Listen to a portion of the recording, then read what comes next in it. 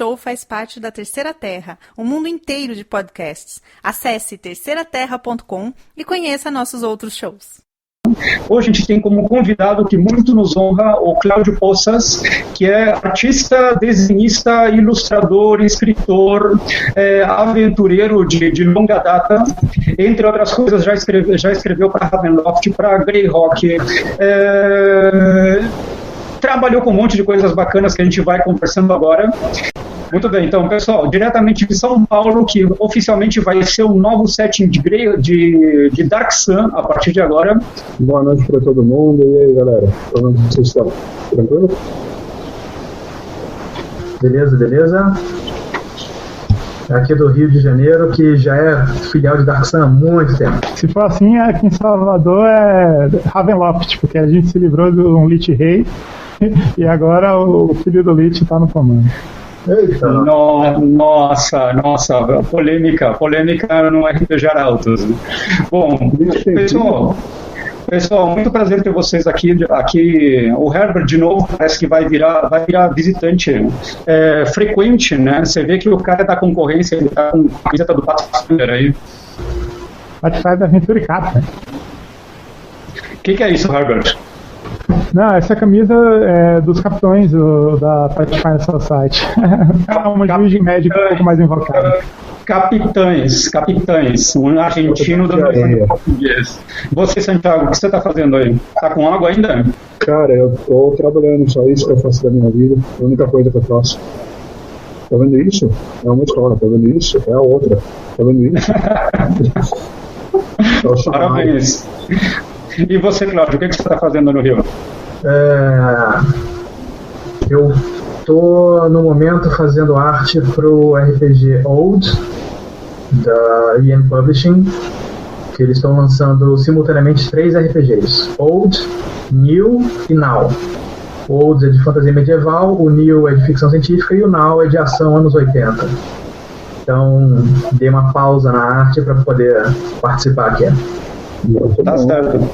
Tá certo, pessoal. É uma corrente contínua muito forte, né? Essa coisa do jogo old school. O old, ele está sendo muito elogiado pelo que eu vi nas redes, mas eu ainda não tive tempo de mexer um pouquinho mais nele. A gente semana passada falou um pouquinho sobre o que está esperando de lançamento aqui para o Brasil no ano que vem. Parece que vai ser um ano bem agitado. Tomara que seja mesmo, tomara que venha muito lançamento de RPG alternativo para o nosso mercado, que está ficando bem mais maduro agora, né? Então, pessoal, eu tinha falado para vocês que o Cláudio Poças é um cara de quem eu acabei de virar fã, já era fã, não sabia. O cara é o autor das miniaturas, acho que chamava miniaturas de papel aqui no Brasil, né? Que eram aquelas marcadores, uma coisa dessa, marcadores. Isso, da série Fairy Dragon, que apareceu aqui. Eu lembro que eu comecei a ver eles quando saiu a 3ª edição. E aí a gente começou assim, foi a inundação de miniaturas nas mesas, porque naquela época as miniaturas ainda eram muito caras, eram chatas de achar. Então, assim, a gente usou... Pois é, a gente como a gente mora na selva, essas coisas demoram para chegar aqui, né? Isso, exatamente. Teve muito Ozzy, e na época eu mestrei... Eu tava jogando Reinos de Ferro, só que eu peguei a aventura do Fogo das Bruxas para jogar em Forgotten Realm, e eu enchi de Elfo Negro. Então eu usava milhões de miniaturas de Elfo Negro aí do Poças e nem sabia. Parabéns, muito obrigado. Valeu, obrigado. Então, pessoal, aproveitando para falar de novidades, a gente vai ter já esse domingo, né, Paladino? A gente vai ter o encontro mensal da RPG Altos. É isso aí, as mesas já estão lotadas, já recebi a prévia aqui, mas ainda tem vaga, hein? Tem vaga para 2 ou 3 meses ainda. Tem vaga para Pathfinder, tem vaga para a mesa do Rex. Então, se você quer jogar por lendário Rex, o cara que a gente sempre comenta no nosso podcast, você não faz a menor ideia de quem é o Rex, mas quer ver um gordo bem sacana mestrando para você, vem. E tem quinta edição.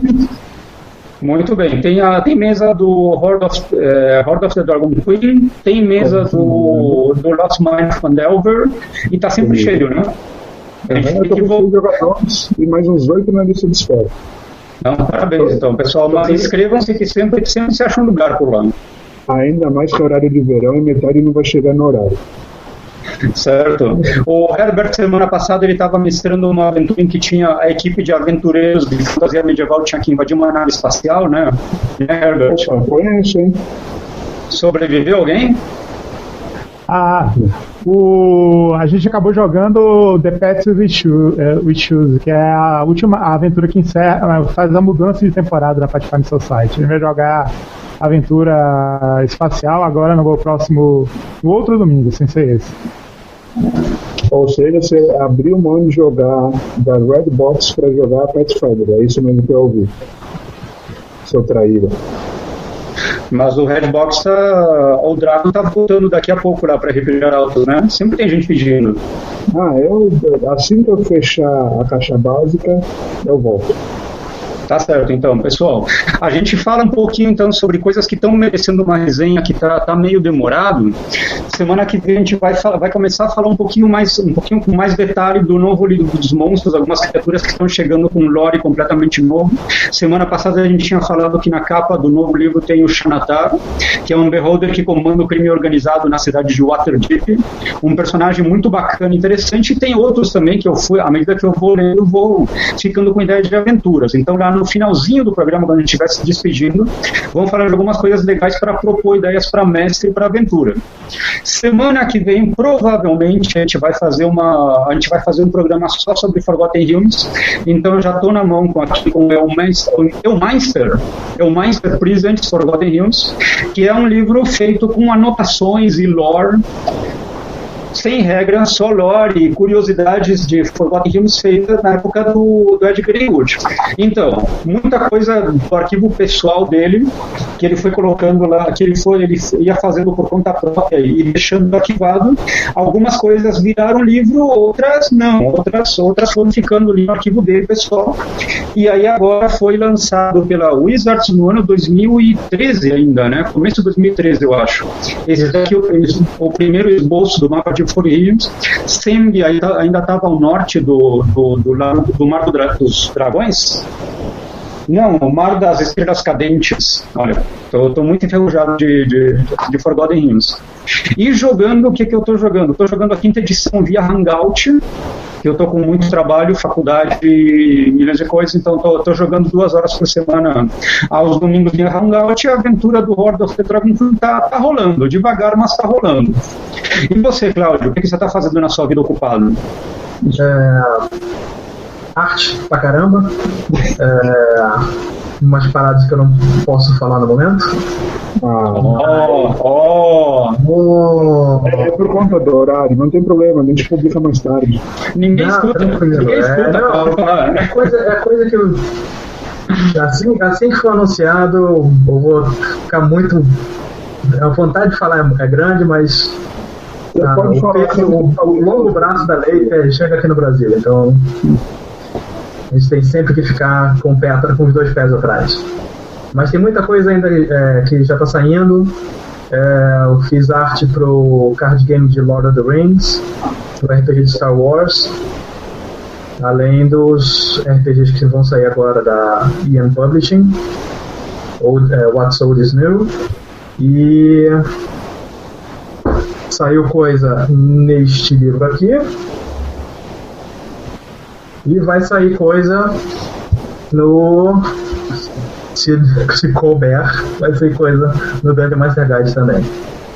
Que tal você fazer o seu jabá e mostrar o que saiu no Monster Manual? Porque infelizmente tem pessoas que moram aqui que ainda não compraram, então já faz a prévia. No Monster Manual eu só dei o additional feedback. Tem lá nos créditos additional feedback by uma galera. Eu li todos os monstros, eu dei feedback em todos os monstros. Uma coisa que eu posso dizer que foi feedback meu, a Dríade hoje em dia usa uma clava em vez de usar uma adaga. Eu não entendi porque que ela usa roupa. Não, a Dríade não usa roupa, ela usa folha. Polêmica. Eu acho que ela não tinha que usar nada. Cara, olha isso aí, olha seu sexista fica objetivando as meninas. Objetificando. Essa aqui saiu no Player's Handbook. E 2 páginas antes também, 2 ou 3 páginas antes, saiu um bando de Hobgoblin, de Bugbear. E falando de objetificar as meninas, uma das primeiras coisas que a gente recebe na hora do... Aqui, ó. A Deiade. Não, pera aí que... Ô, Cláudio, fala de novo que eu não vi. Aqui, ó. Uma das primeiras coisas que, na hora que eles mandaram um pedido de arte pra gente, foi nada de boob plate, nada de armadura com peito. As mulheres têm que estar todas com roupas práticas, roupas que têm a ver com o ambiente.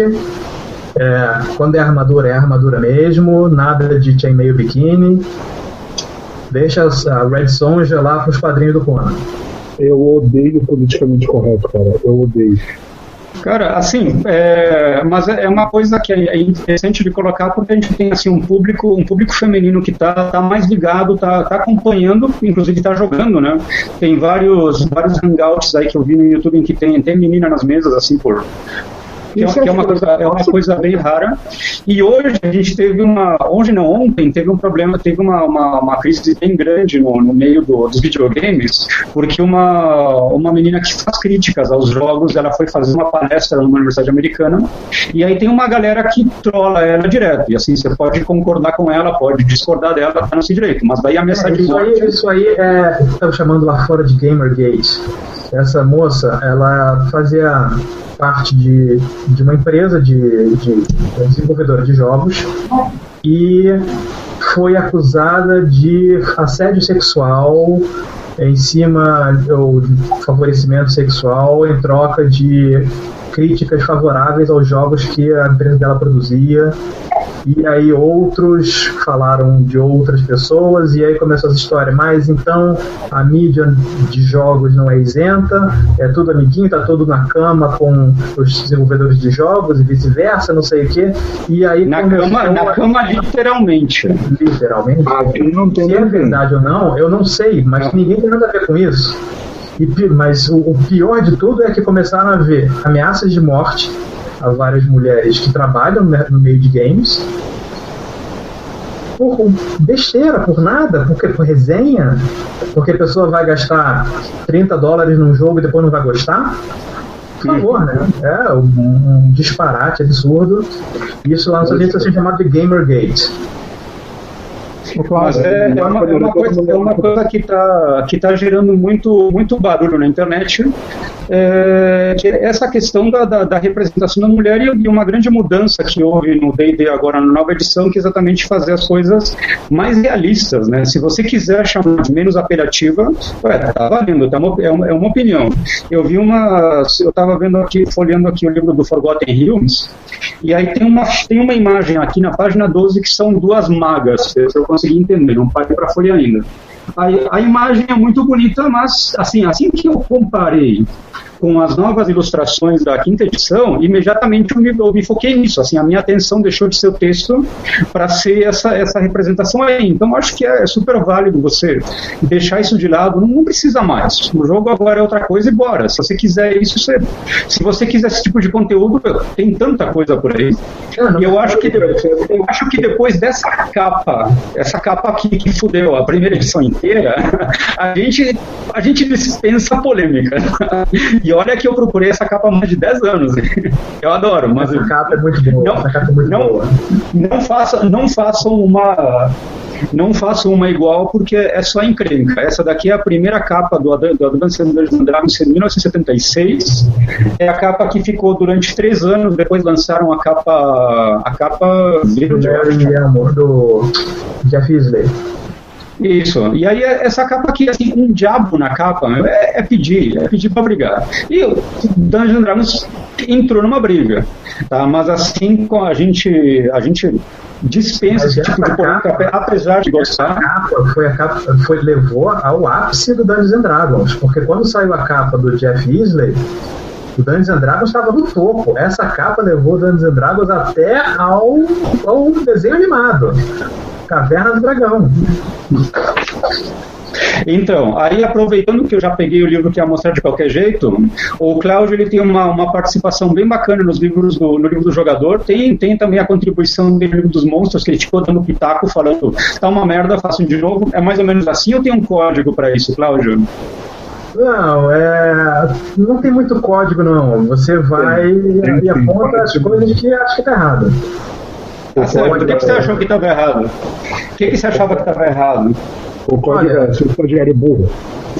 Por exemplo, para dar um exemplozinho só, a Dríade, até o último playtest, ela usava uma adaga. Certo. Aí, realmente não. Toda Dríade anda com uma adaga? Não tem muito a ver, realmente. Com folha. Se ela pode jogar a magia Shilleleg, por que ela simplesmente não pega um galho no chão e bate com o galho? Exato. Por mim, até assim, o braço dela podia virar madeira e ela usa o Shilleleg no braço. Mas isso foi uma coisa que eu fico feliz que eles tenham concordado comigo.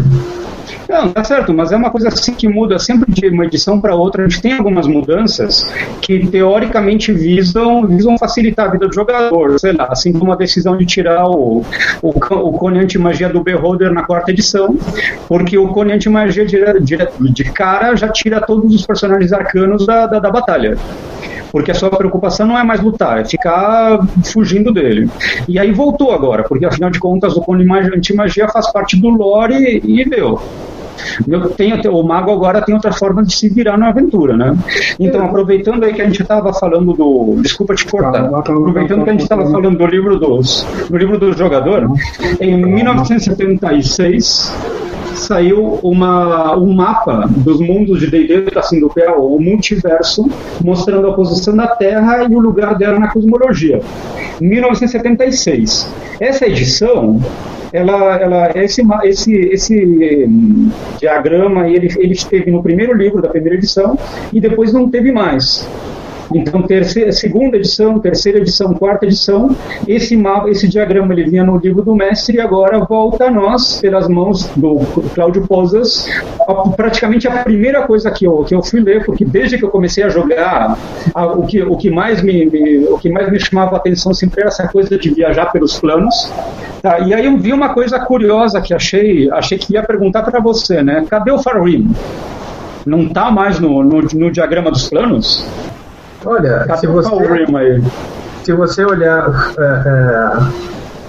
o círculo central do diagrama dos planos, a imagem que está... Isso foi feito colorido. Saiu em sépia, mas foi feito colorido. A imagem que está é uma imagem planetária de Faerun, do mundo de Forgotten. Você pode ver uma parte mais escura aí, que seria o Great Rift, e a costa ali da Sword Coast e tudo mais. Então... Olha, que bacana. Só uma coisinha. Já que a gente está falando de arte, o nosso amigo Draco quer fazer uma pergunta. Aproveita que ele está empolgado. Vai, Draco. Vai lá. Não, eu ia perguntar porque recentemente nas ilustrações da Paz teve uma polêmica muito grande sobre a dificuldade que os ilustradores têm de desenhar pessoas que não são brancas nas artes de RPG, sobre racismo e muitas discussões. Você estava falando sobre a inclusão feminina. Você recebeu alguma orientação sobre isso? E você... A ordem de arte, ela vinha, na maior parte das vezes, dizendo qual era a etnia do personagem. Se era, eu fiz uma druida que era uma elfa, que tinha que ser uma sun elf, então ela tinha que ser bronzeada e loira. Quando vinha na ilustração de Cloud Kill, tem um mago lançando a magia, na Art Order vinha dizendo que ele era um Turmish, eu acho, que são os quase africanos de Forgotten. Então, sim. E aí eu, por conta própria, coloquei um dwarf que acabou cortado da parte, mas o dwarf era um gold dwarf, se não me engano, que são os que também tem pele marrom mais escura. Então já vinha na descrição a etnia que eles queriam que eu pusesse, porque uma preocupação desde o começo é que tem que mostrar que mundos como Forgotten, Greyhawk, tem as raças humanas, tem toda a gama de etnias. Certo. Não é loiro do olho azul, né? Não é todo mundo louro de olho azul. Aliás, louro de olho azul é uma coisa que menos tem, até mesmo em Greyhawk. É uma coisa que, se você for pegar o texto, é difícil de você encontrar. Muito bacana. Então, pessoal, a gente vai passar agora o nosso tema principal, que é o Templo do Mal Elemental. Como a gente vai ter que falar um pouquinho sobre o mundo em que o Templo do Mal Elemental estava colocado, a gente vai falar sobre Greyhawk. Eu tenho pouco material do Greyhawk, infelizmente não tanto como eu gostaria. Tem, assim, acessível mais ou menos os livros do Gazetteer, com um pequeno mapa. Tem a aventura do Templo do Mal Elemental, que eu consegui por sorte, no original em espanhol. Então eu dei sorte, consegui no original espanhol antes dele ser traduzido para o inglês. E assim, é uma das aventuras mais famosas, mais bacanas, aquelas aventuras que mais ou menos marcaram a identidade do que seria o D&D, especialmente no mundo do Greyhawk, com essa tanto aquela estética eu acho aquela estética mais sujo medieval, de um monte de personagem feio, que era as nossas caras, nossos alter egos ali, como esse modelo de aventura que é o Dungeon Crawl. O Dungeon Crawl, assim, se arrastar na masmorra, que era não só ir até a masmorra e matar monstros, senão ir até a masmorra, matar monstro, se encher de tesouro, voltar para uma cidade onde você venderia os tesouros para comprar armas melhores, para voltar para a dungeon, para matar monstros, e assim num ciclo infinito de ódio, num círculo que nunca acabaria e já dura 40 anos de D&D pura diversão. E aí a gente vai ter então o Templo do Mal Elemental e um suplemento que apareceu 5 anos antes, que era o da Vida de Homelet, que foi atualizado para a 4ª edição. Esse daqui é um brinde que a RPGA mandava para a gente, depois parou de mandar, assim, quando acabou o sistema. Eu espero que esteja retornando agora com força total. E tem alguns rumores de que vai ter coisa para Greyhawk. Você sabe alguma coisa, Cláudio? Pode falar? Olha, se você pega o Player's Handbook, você vê lá menção a vários personagens de vários cenários diferentes. Então, eu não posso dizer que vai ou não vai ter alguma coisa de Greyhawk no futuro especificamente, mas eu posso dizer que eu saiba, os produtos daqui para frente vão estar saindo pensando em toda a gama de cenários que o D&D sempre teve. Certo. Os exemplos de Brown pegam de Dragonlance, de Forgotten, por exemplo, e tem os deuses lá também de Greyhawk. Sempre que você não puder falar alguma coisa por motivos legais, como você está proibido de falar, você aponta para mim e eu vou fazer. Cláudio, se você puder, se você souber, faz sim. Mas você não está falando, você só está mexendo a cabeça, entendeu? Coisas legais. Não, o Greyhawk, ele é o mundo de campanha, é o setting de campanha mais antigo de D&D, assim, com aquela coisa toda de ter o cenário de Blackmoor, que veio antes da mão do Dave Anderson, mas Blackmoor acabou virando uma área do norte do continente de... Como é que chamava o continente de Greyhawk? Era o... Oi? A Flanaess é a parte leste de Oerek, que é o maior continente de Oerek. Tá, então quem gosta de D&D, quer se inteirar um pouco mais, tem algum material disperso que a gente consegue achar por aí de Dungeons, de revista Dungeon, revista Dragon. O Cláudio escreveu um artigo sobre Greyhawk, a cidade de... Como é que chamava aquela cidade lá? Isso, é uma cidade de Greyhawk que o Cláudio descreveu um pouco mais para dar suporte para os jogadores de Greyhawk que sempre estão por aí. A gente é uma praga, sempre está se arrastando nas sombras e aparece de vez em quando para reclamar. E assim, o mundo onde tudo começou. para quem está começando agora, a primeira coisa que chama a atenção de Greyhawk são os nomes muito esquisitos, muito malucos. Isso acontecia porque o Gygax, o Gary Gygax, um dos criadores do D&D, ele tinha pouquíssima paciência para criar histórias e criar nomes, especialmente. Então ele misturava a sílaba de palavra, ele falava a palavra ao contrário, ou ele jogava uma coisa e os outros que se virassem aí. Então, a gente tem um continente de Flanais, o que a gente vai chamar de Greyhawk é só a porção mais oriental do continente, porque toda a região central, teoricamente, assim, aparentemente foi devastado por uma guerra mágica, e a gente tem um deserto completamente destruído de milhares de quilômetros, onde duas poderosas civilizações existiram antes. Mas esse deserto é praticamente intransponível, essa é a minha gafa. Esse deserto é praticamente intransponível, então a gente basicamente fica só no que é Greyhawk. O que a gente pode falar sobre Greyhawk para dar uma apresentação para o jogador novo, assim, a pessoa que está chegando agora e quer saber um pouquinho dele? Vai, especialista. Deixa eu pegar uma das coisas que eu acho mais bacana de Greyhawk. Isso aqui, ó. Os brasões, cara. As culturas diferentes todas têm brasões. Eu acho que eu tinha visto no Vasco, cara. Isso é uma parada muito bacana. Isso mostra assim, a preocupação que o Gygax tinha em ter uma... Aqui o brasãozinho da cidade de Greyhawk. Em ter o detalhamento do cenário, de pensar nos brasões para ter uma imagem mais realista da coisa. Greyhawk é um mundo muito baseado na política. É um grupo muito mais político, é um cenário muito mais político do que normalmente se encontra no D&D. Olha só o Nirdiv ali no meio. Pois é, a gente tem o mundo de Greyhawk. A gente tem toda essa parte que a gente está vendo aqui, é só o extremo oriental, e depois começa o deserto, onde essas civilizações existiam, que eram civilizações muito avançadas.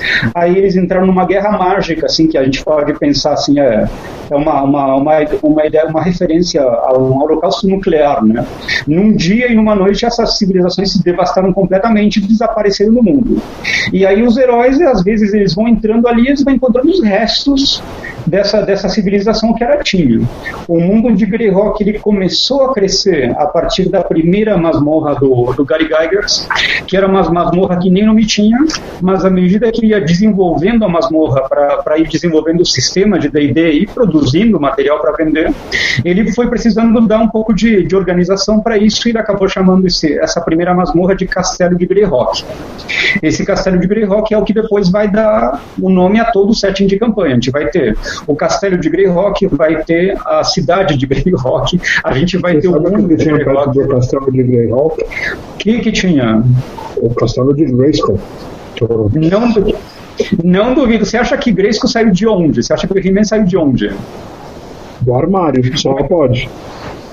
Exatamente. A gente vai, essa é uma história que a gente pode contar um dia num programa de causas. Bom, vamos lá então. Pessoal, aproveitando então que a gente vai começar a falar de Greyhawk, a gente vai falar da vida de Homelet, do Templo do Mal Elemental, que foi a primeira aventura que eu joguei e não terminei, porque eu acho que essa aventura não é para terminar. O Herbert jogou e mestrou, né? Oi? Foi a primeira aventura que eu mestrei. Parabéns, que responsabilidade, né? Os personagens entraram no primeiro nível. Quem saiu vivo no fim chegou no 10º alguma coisa, mas eram só 3 jogadores e um deles tinha muito azar. Então eu acho que passou por uns 4 ou 5 personagens e eram todos clones um do outro. Morria, não tinha paciência de fazer outro personagem. Pegava o mesmo e começava de novo. Mudava o nome e beleza. Mudava o nome e vamos embora. E como a gente não conhecia as regras direito, então a gente tinha humano multiclasse, tinha clérigo com livro de magia, uma viagem. Cara, é que pra gente, quando a gente começou a jogar, tudo era novidade, a gente não tinha nem ideia, a gente inventava. Assim, por exemplo, meu grupo, às vezes, o nosso mestre nunca tinha mestrado na vida, a gente ouviu falar que tinha um jogo que você inventava um personagem, aí você ia vivendo esse personagem gente não tinha muita ideia. E aí a gente conseguiu... Nós acabou brincando de casinha. Entendeu? Assim, anos 90... antes de conhecer o The Sims. A gente começou a jogar com, assim, começo dos anos 90, né? A gente começou a jogar com um xerox incompleto do livro do jogador. E aí, como a gente tinha o livro do jogador, tinha o livro do mestre e tinha o livro dos monstros. Mas tinha vários grupos, então a gente emprestava o livro um para o outro. Então, às vezes, tinha que jogar. Eu vou jogar de monstro, que era mais fácil que você ir atrás do livro de regras para fazer um personagem novo. Então é assim, mas assim, aquelas coisas patéticas. A primeira ficha que eu fiz de mago, a primeira e única que eu fiz de mago, constituição negativa, então eu tinha 1 ponto de vida. Cheguei na vila de Hamlet, aí na porta da estalagem tinha um gato, eu chutei o gato dava 1d3 de dano. Meu mago morreu sem soltar uma magia. A D&D era cruel. Tem um paladino com carisma 17 rolada seco, 3d6 na ordem. É assim que os homens rolam, caramba. Carisma 17, brother. Carisma 17. Que tipo de pessoa coloca carisma alto? Bom, tá. Na ordem. Não tinha mais o que fazer. Força 12, sabedoria 9, carisma 17. Vamos lá. Pra quem não sabe, o primeiro sistema de rolagem de personagem no D&D, a D&D, você colocava os 6 atributos, rolava 3 dados D6 e ficava com esse resultado. Ficava com ele. Tanto é que até hoje eu não me conformo de você escolher onde você vai colocar os números. Assim, quando eu faço o personagem, eu pego aquela distribuição de pontos, porque eu acho que é a única forma digna de você fazer um personagem. É assim, eu não consigo essa ideia de ficar rolando dado até sair o que você quer. Não é assim. Se morrer, faz outro. E aí tinha outra, né? O que vai fazer depois que os dados rolam. Exato. Eu vou fazer um rogue, eu vou fazer um ranger. Não, eu rolo e caraca, inteligência 17, acho que vou fazer um mago. Exato. Não, é que não podia, porque você tinha restrições. Então, se você tivesse força baixa, você não podia ser guerreiro. Se tivesse constituição baixa, não podia ser anão. E assim, a gente tinha que ficar conciliando tudo isso. E a vida é essa. Se fosse assim, Napoleão não era guerreiro, rapaz. Deixa eu ver aqui. Eu tenho aqui a minha primeira ficha. Eu acho que é a minha primeira ficha. Ainda com aquelas manchas estranhas? Sim, aquelas manchas estranhas, guerreiro.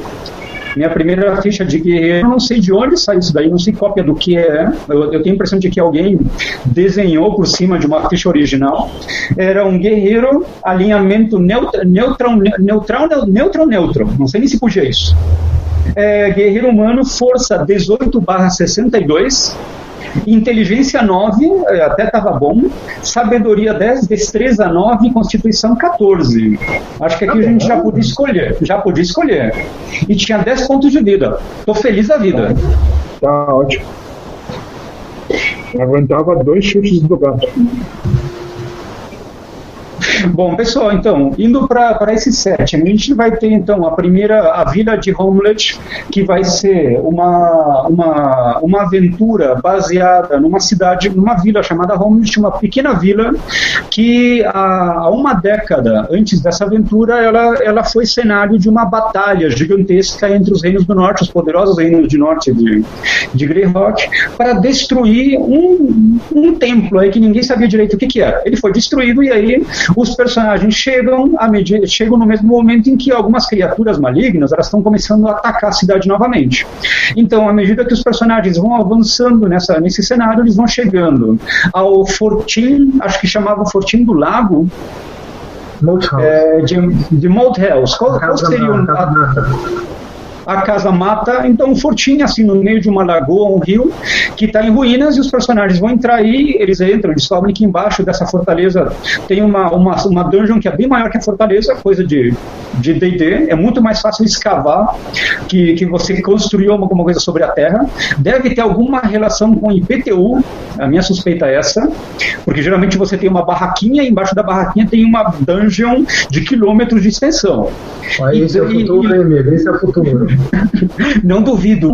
E a gente fica mais perto da água também. aí. Então, vai lá, Herbert, qual foi o seu contato com esse cenário pela primeira vez? Greyhawk eu comecei na terceira edição, eu conheci um pouco mais tarde porque eu sempre fui mais ligado com Mystaria. Eu comecei com o retorno do Templo do Mal Elemental, peguei o live em Greyhawk, mestrei todo, fui até o fim, mataram o último chefe depois de 1 ano e meio de jogo, foi aquelas 280 salas. 1 ano de jogo, cara, era outra época, né? A gente podia jogar assim, você podia se reunir com seus amigos e ficar 12 horas jogando. Sei lá, se reunia um final de semana com a turma e ficava 24 horas jogando, direto, sem se preocupar. Então, a aventura muito longa era uma coisa viável. Sim, esse daqui é o Fortim do Lago, como o Cláudio falou, o Fortim onde você vai começar a encontrar os personagens mais importantes. Como é que chamavam os personagens mais importantes, você lembram?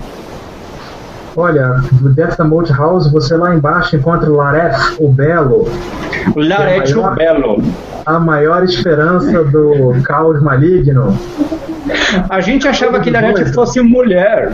Parabéns. A gente achava que Lareth era mulher, porque Lareth the Beauty. Aí todo mundo achava que era mulher. Não, eu vou chegar e pegar. E o narrador que tinha lido a história só ria da gente. A gente não, ele acha que a gente vai perder. Não, o negócio é mais complicado. Lareth o Belo, ele fez um belo estrago no grupo, isso sim. Uma spiritual weapon ali, o pessoal ficava no fim do corredor tomando martelada na cabeça. Eu me lembro. E você, Herbert? Eu já me lembro muito do Trashmon, no Retorno do Templo do Mal Elemental. Você chega lá na dungeon, ouvindo os boatos, tem gente que viu um animal gigantesco, azul, com asas enormes. Aí todo mundo, que nada, logo a aventura tá começando, nunca vai ter um dragão. Você entra a primeira porta, é um dragão. Aí você jogou isso daí no Retorno, né? Eu só joguei o Retorno, eu não cheguei a jogar a original, porque eu só conheci Greyhawk na terceira edição. Tá, então falando um pouquinho de história, a gente vai ter em 1980, 79 eu acho, que vai aparecer a Vila de Homelet. A Vila de Homelet vai apresentar essa pequena vila onde a aventura começa. No final da aventura tem um anúncio de que vai ser lançado um cenário maior que vai se chamar o Templo do Mal Elemental. Mas esse cenário demorou muito tempo para sair, foi uma coisa muito complicada de ser elaborada, assim, tinha uma série de projetos no meio, ou não sei, de repente até alguma briga dentro da TSR já na época que estava meio esquisita. E aí esse cenário demorou um monte para sair. Saiu em 86, se não me engano. Saiu em 86. Saiu porque quem escrevia era o Gygax. E ele estava nessa época, já era o chefe, era o presidente da TSR.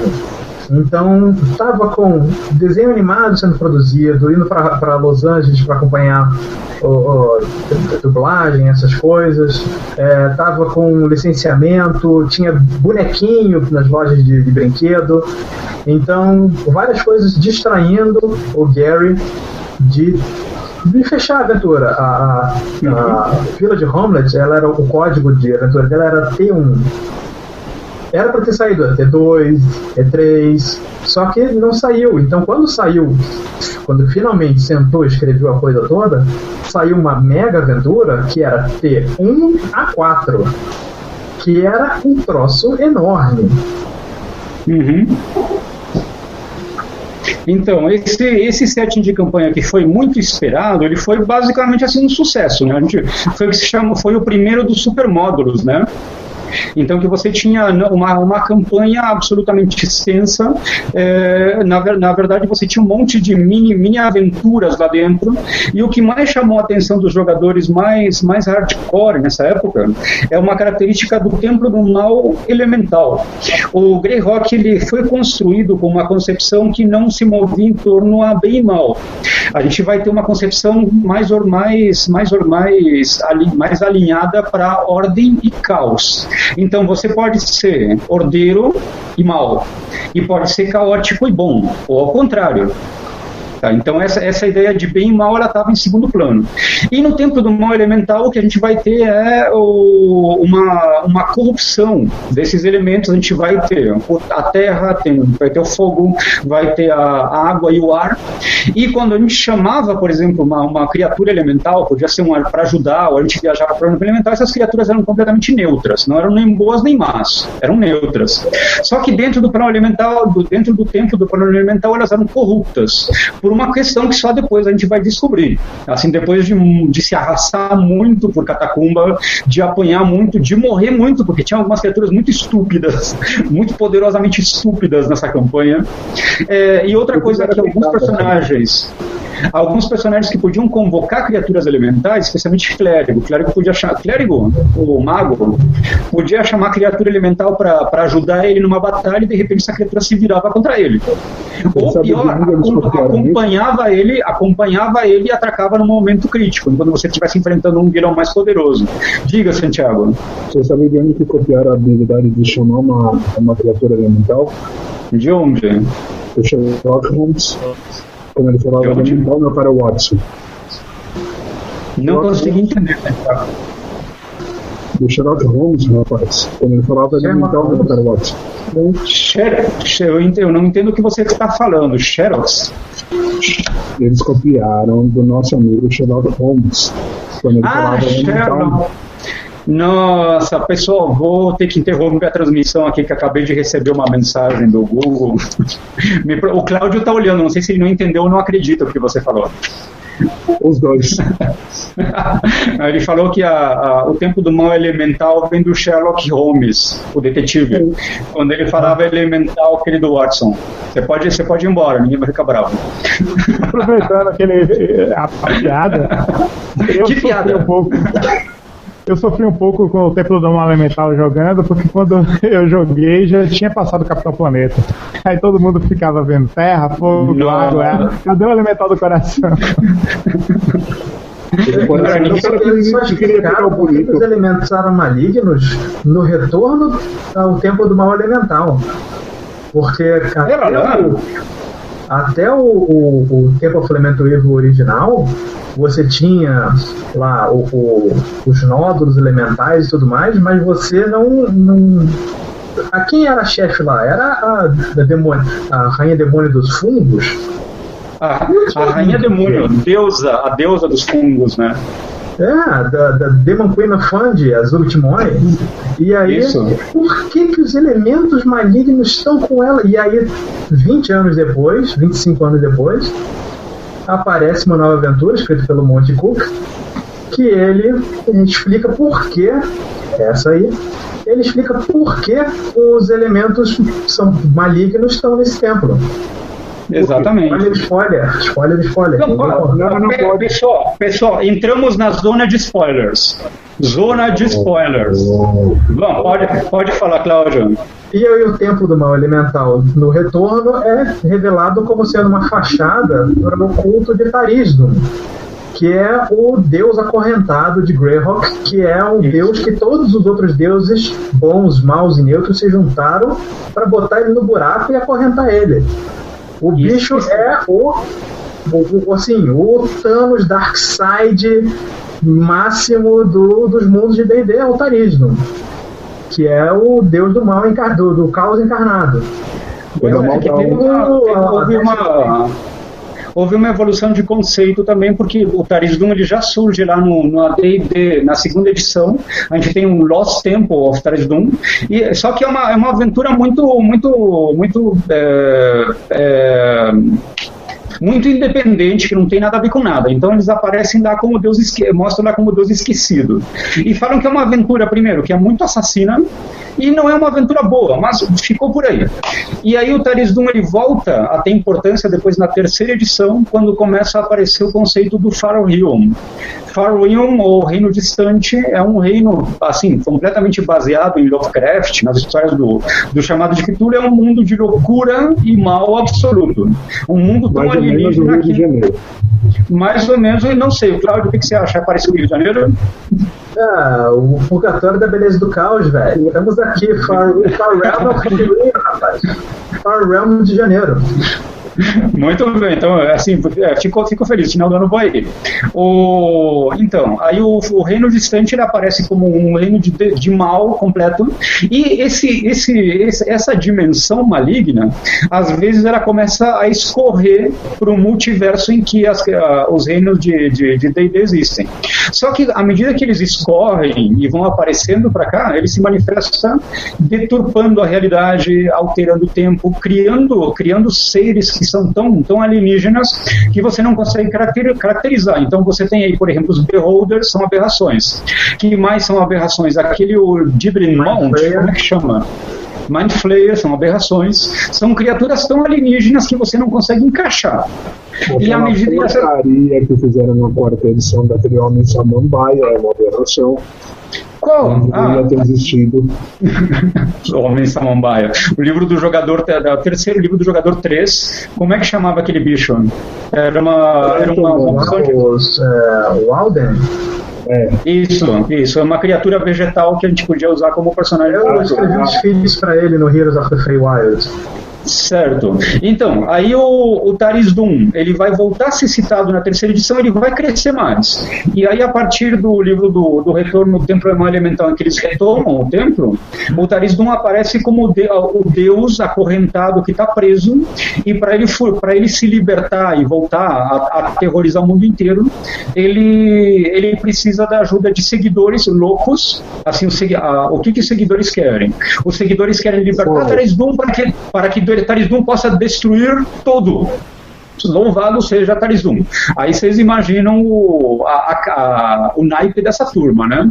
Então, o Taris Doom é o responsável por ter aberto, provavelmente, o primeiro portal, a primeira porta para Farhim, ou ter ampliado. Ele fez alguma coisa muito, muito ruim, e todos os deuses foram para cima dele. Na quarta edição, o Taris Doom ele vai aparecer de novo com mais importância como o cara que corrompeu os elementos. Ele pega uma estilha, um fragmento do mau elemento do Farhim e deixa ele cair, não lembro agora se é acidentalmente ou não, no plano elemental. Ele deposita na parte mais funda do caos elemental.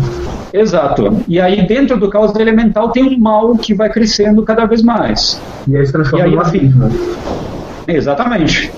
Onde estão as piores coisas que a gente possa imaginar. Então imagine a pior coisa. Imagine a pior coisa e multiplique por 1 milhão. Aí não chegou ainda. É aquilo. Meu salário. seu salário 2 dias depois de receber.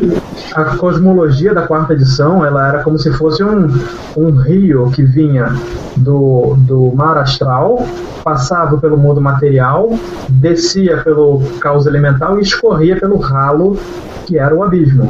O abismo estava eternamente rodopiando rumo à entropia.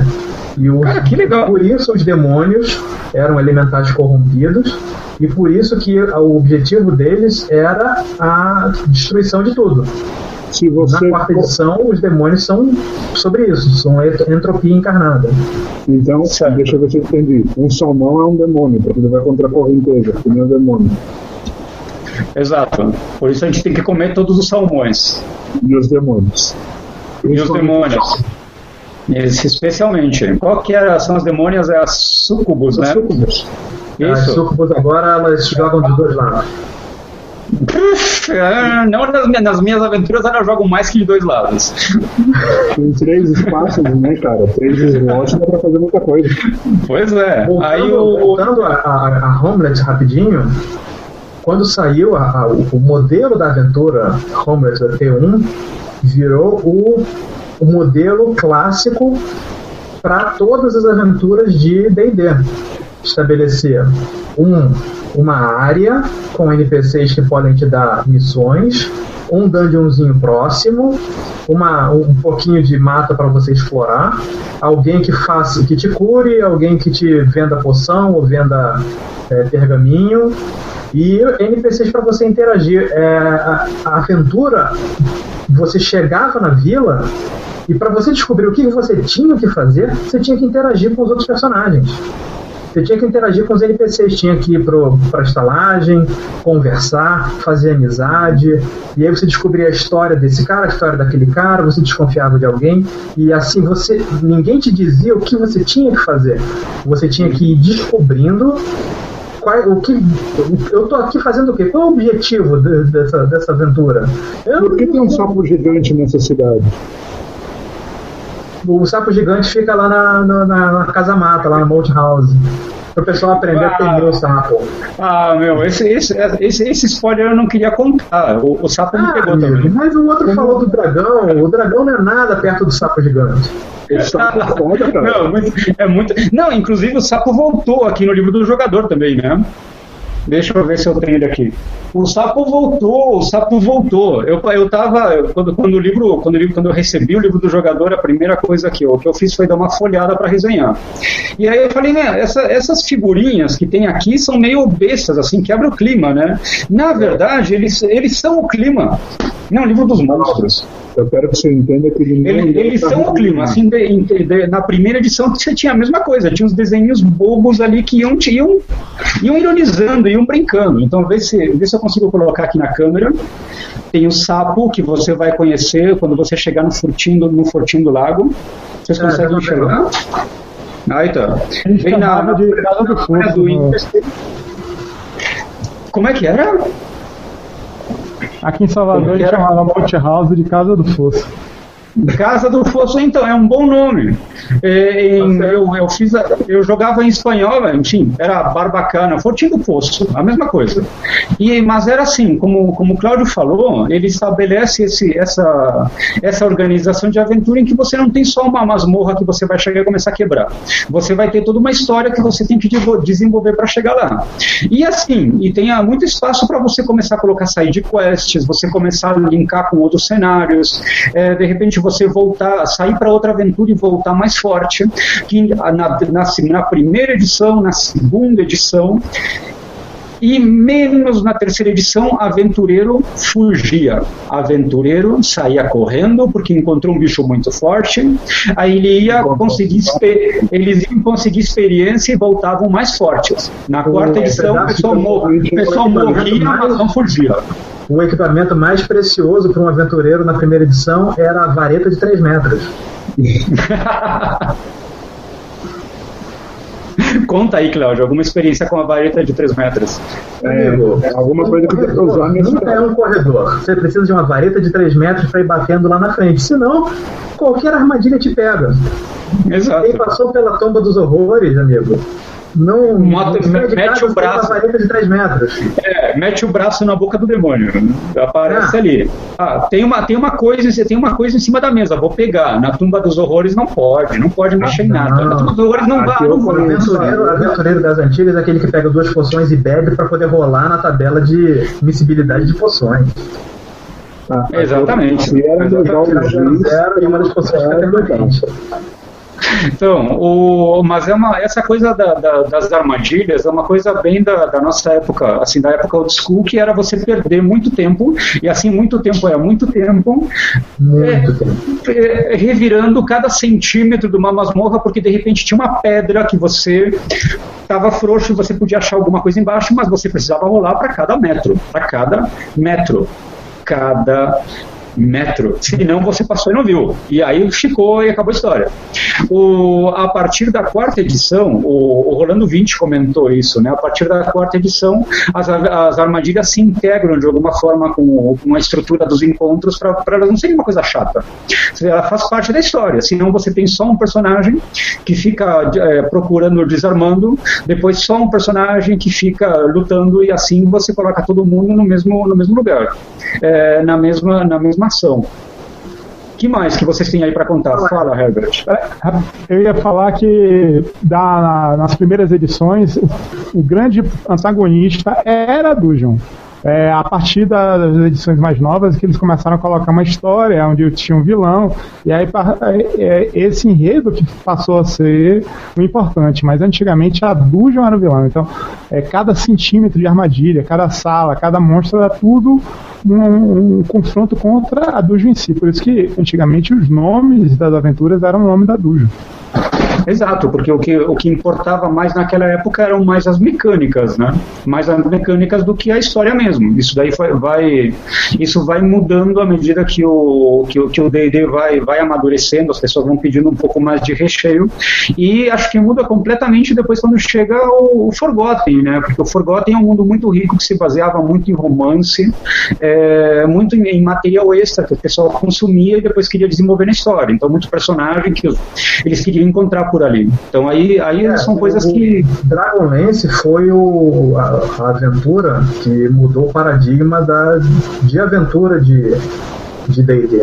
Porque ela saiu primeiro como, apesar da aventura estar sendo escrita ao mesmo tempo que o romance, acabou saindo o romance primeiro, e as aventuras, quando saíam, vinham com os companions de Dragonlance como personagens pré-gerados, mas o pessoal achava que o pessoal vai querer jogar com seus próprios personagens. Mas não, todo mundo jogava com os companions, como estava no romance. Então, foi assim, a série de aventuras que, primeiro, praticamente não tinha dungeon. Você só vai ter o primeiro dungeon de verdade em Sac de Saroth, que é lá pra frente. E é muito focado na história. Então, dali pra frente, começou a ter o pêndulo começou a sair do dungeon pra história. E demorou um tempo até, assim, chegou num extremo de virar o que eles chamam de railroad, né? Virar o trenzinho. Você não podia sair do trilho da história, senão desengringolava tudo. E demorou um tempo até voltar um pouquinho. O que ia falar que eu acabei... sim, e o Ravenloft? Nessa coisa da ambientação de personagens, ele não teve um peso muito grande também? Ravenloft, se você pegar a aventura original, o que ele faz é dar personalidade e objetivo ao vilão. Mas a aventura em si, ela não tem muita interpretação nem nada. Você só, assim, tem aqueles segredinhos de que a moça pode ser a outra moça e tudo mais, mas você tá meio preso ali. É uma aventura super seca em matéria de ela tem muito clima, mas ela não tem muita interpretação nem nada disso. Certo. A gente vai acabar fazendo um episódio, espero, agora no Dia das Bruxas também, Halloween aqui, sobre o Ravenloft. E a minha impressão do Ravenloft sempre foi mais em cima da interpretação, porque na minha cabeça Ravenloft tinha muito aqueles filmes da Hammer com o Christopher Lee. Então, assim, na minha cabeça você tem um monte de histórias. Isso aí foi entrando depois da Ravenloft e do Ravenloft 2, que aí sim teve muita história dentro. E depois de Ravenloft 2, quando saiu a caixa preta, aí pronto, aí abriu-se foi o D&D para quem gostava de jogar vampiro. Certo. Era muita interpretação, os personagens em si, os vilões eram muito, muito bem trabalhados, muito desenvolvidos. Eu diria, Cláudio, que era D&D para quem não era analfabeto. É verdade, eu sou analfabeto. Foi o cenário que me fez gastar horrores com trilha sonora de filme clássico. Nunca comprei tanto CD de música clássica como na época que jogava Ravenloft. Então, mas como o Cláudio falou, assim, foi o Ravenloft, quando ele começou a evoluir na parte de narração, ele acabou se tornando realmente o cenário mais profundo na medida em que você tinha personagens muito legais com os quais interagir. Até porque em Ravenloft era um mundo em que os personagens de D&D tinham menos poder, né? Porque o que você podia, independente do poder do seu nível de personagem, você estava fudido em Ravenloft. No cenário de campanha, porque na aventura clássica em si, os personagens era como se você não estava nem em outro plano. Você só entrou numa névoa ali que se você saísse... Você cruzou pro lado errado. Você virou pro lado errado e pronto. Estou na Vila de Barovia, mas a Vila de Barovia poderia ser em Greyhawk, em Forgotten, em qualquer lugar. Não fazia nenhuma menção a ela ser em nenhum outro cenário. E o Strahd, ele era um vampiro mago de 5º nível. Nada impossível. Só que ele tinha a vantagem de estar no castelo. E o castelo revolucionou completamente o que é um dungeon para Dungeons & Dragons. Por que, Cláudio? porque era um castelo com passagens, você podia mapear, você podia ir por fora, era o mapa tridimensional isométrico de Ravenloft, que foi feito pelo Dave C. Sutherland, que era diretor de arte da TSR na época. Foi revolucionário, assim, as pessoas olharam, cara, é um mapa 3D. Esse tipo de mapa foi repetido em Dragonlance. E várias outras aventuras depois vieram a usar esse tipo de mapa quando os dungeons são muito complexos, com muitas subidas, muitas descidas, que você tem vários caminhos para chegar no mesmo lugar. Então, era uma estrutura acima da terra, era um castelo, mas que era tão desafiador, mais desafiador até do que um dungeon. Então, você explorar o Castelo Ravenloft era uma coisa absurda. A gente vai voltar a falar de Ravenloft, então, aqui no Dia das Bruxas, dia 31 ou 1º de novembro, vamos ver como é que está a disponibilidade do pessoal, e a gente volta, então, aqui para a cronologia do tempo do Mal Elemental. O que acontece, então? Compara Homelet com a Vila de Baróvia e a Moat House com o Castelo Ravenloft. Você vê o mesmo padrão de apresentar uma vila, os NPCs, e ali perto tem o que seria o Dungeon. Exato. Não, que agora eu vou falar depois, que a gente vai, senão a gente vai ficar muito tempo nesse off-topic aqui, que apesar de ser bacana, mas quero reservar para o do Ravenloft. Então, o Tempo do Mal Elemental, ele vai continuar sendo desenvolvido ao longo da 3ª edição, da 4ª edição, e na 4ª edição ele vai passar a ser um conceito novo nos produtos de D&D, que é o produto, o elemento core. O que é o elemento core? São elementos que não pertencem mais ao mundo específico, você pode situar eles em qualquer lugar. Então você vai ter o Tempo do Mal Elemental, vai ser core, a Turma dos Horrores vai ser core, algumas criaturas também vão ser core, né? Por exemplo, eu sempre penso no Mind Flayer lá do Spelljammer, que acabou se espalhando por todos os outros, e é um elemento muito legal, muito ligado ao Far Realm. Mas que outro tipo de personagem? Já é desde do AD&D. Na 4ª edição teve um movimento para deixar essas coisas disponíveis em todos os mundos, tanto que você tem os Dragonborn em Dark Sun, como os Stray, os Warforged no Monster Manual 2, que deveriam ser só de Eberron, e Exato. Isso está um pouco voltando atrás. Então, dizendo assim, beleza, tá aqui a estatística de Warforged. Warforged é de Eberron. Quer usar em Forgotten? Pode usar. Quer usar em Grey? Pode usar. Mas o Warforged é de Eberron. Certo. Então, tem algumas coisas que eles, assim, as coisas que são muito características de cada cenário estão sendo mantidas com a descrição daquele cenário. Então, eu não creio que você vá um dia encontrar não posso afirmar com certeza, eu não sei. Eu vi na época do playtest alguma coisa, mas se vier a aparecer um Warforged no livro dos monstros, ele vai estar sendo descrito como sendo de Eberron, sendo como uma coisa de Forgotten genérica.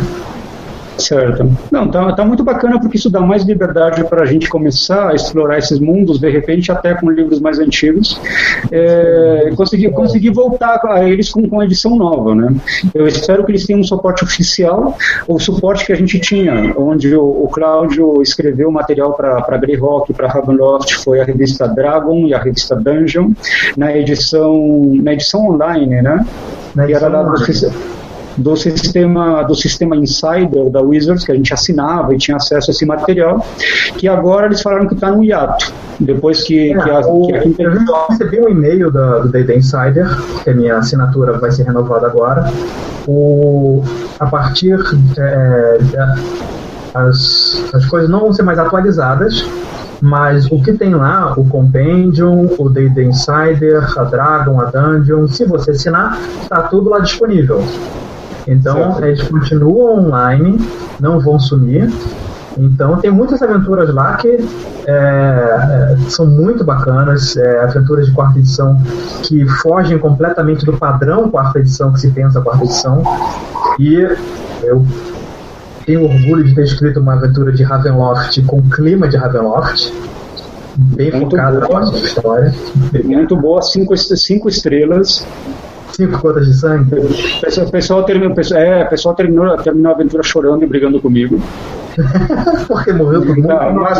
Não, Qualquer eles coisa que nós acho que eles gostaram demais. Assim, eu mestro muito bem, obrigado. Isso é bom.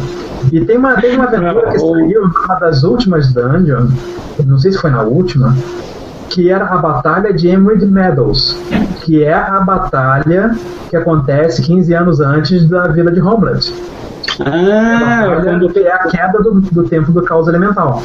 Certo. Tem na dungeon, acho que na última edição. Tá, eu vou atrás, que eu tinha minha assinatura, de repente eu volto com ela.